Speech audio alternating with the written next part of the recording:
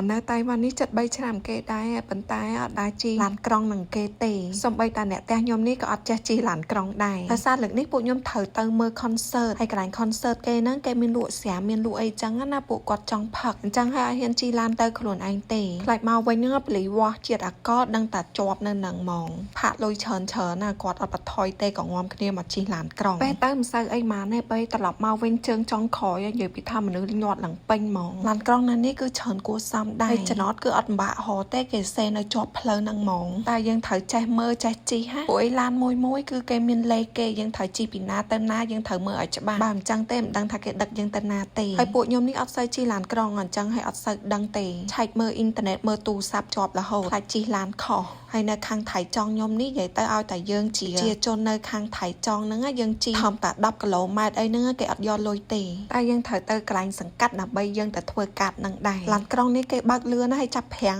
ក៏ងក់ដែរខ្ញុំវិញឈរមិនចង់ជាប់ទេពេលដែលគេចាប់ប្រាំងម្ដងបើមានកន្លែងអង្គុយអត់សូវអីម៉ានទេអាចទប់ខ្លួនរៀងជាប់ឥឡូវពួកខ្ញុំបានមកដល់កន្លែងហើយពេលចោះមកហ្នឹងនិយាយពីថាមនុស្សច្រើននោះច្រើនពួកគេមានការប្រគំតន្ត្រីគេមានការបិទផ្លូវគេធ្វើមួយថ្ងៃហើយនិយាយទៅពួកខ្ញុំមកនេះថ្ងៃចុងក្រោយបើនិយាយពីមនុស្សវិញច្រើនខ្លាំងគេយកកតេលមកក្រៅពេញហ្នឹងនិយាយទៅញ៉ាំអីបដាស្ដាប់តន្ត្រីហើយនៅហ្នឹងក៏ស្បោគេលក់អីដែរជាពិសេសស្រាញ៉ាំ free ហើយគ្រួសារខ្ញុំហ្នឹងគេចង់មកភ្លក់បាយ៉ាដែលមានក្លិនទឹកខ្មុំក៏បានហៅម៉ាក់ប៉ាក្មេកខ្ញុំមកជាមួយគ្នាដើម្បីភ្លក់ហើយនេះមនុស្សបាយ៉ាគេហាងហ្នឹងល្បីនឹងបាយ៉ាហ្នឹងឯងដែលប្លែកខុសពីគេនៅក្រៅអត់មានរសជាតិដូចហ្នឹងអញ្ចឹងហើយបានគាត់ចង់មកភ្លក់ហ្នឹងគ្រាន់តែចុចកំងភ្លាមនិយាយទៅស្រាគឺមកដល់ភ្លាមហ្មងមកហូបអត់តាន់មកឯងគឺស្រាមកមុននិយាយស្រាតាមពិតប៊ីយ៉ាសោះម៉ែក្មេងខ្ញុំគាត់ថាអាចហូបបានអត់ល្វីងអត់អីទេហើយគាត់ថាឆ្ងាញ់ទៀតខ្ញុំភ្លក់ទៅវាមានរសជាតិផ្អែមតាប៊ីយ៉ាហ្នឹងធំក្លិនឡើងខ្លាំងគាត់កំងអាម៉ាសេតមាន3រសជាតិនេះមកទៀតស្រូវសលៃ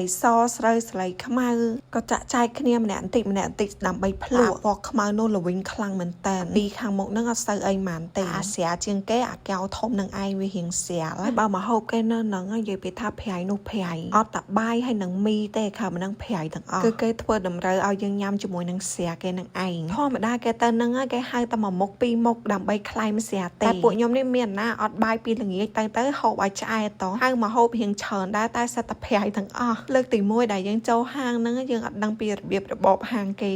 ទោះយ៉ាងណាក៏ទ្រាំញ៉ាំតអស់ព្រោះមកហូបនេះក៏រៀងថ្លៃដែរញ៉ាំហើយអីហើយងំគ្នាគិតលុយដើម្បីទៅក្រៅទៅមើលគេមើលឯងមើល concert ចឹងណាតែមានណាពួកខ្ញុំនេះមកដល់រៀងយប់ពេកហើយនំតែញ៉ាំហើយអីហើយចេញទៅដល់ក្រៅឡើងស្ងាត់បាត់ឯហ្នឹងគេលេងមានប្រគំតន្ត្រីអីទៀត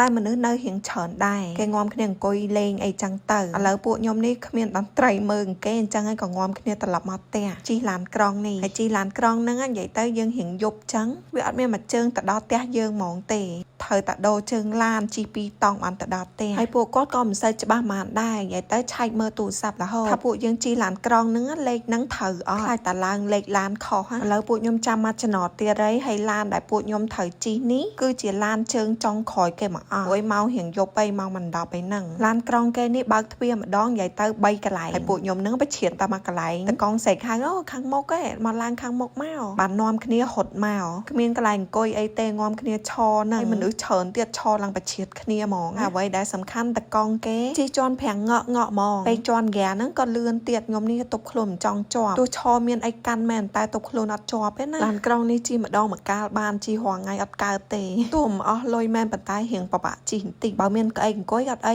ណាបើឈរវិញចង់ដាច់ផ្ងាម្ដងឥឡូវដល់ចំណតពួកខ្ញុំហីនិយាយទៅដើរតែមួយផ្លែតតែដល់ផ្ទះហើយ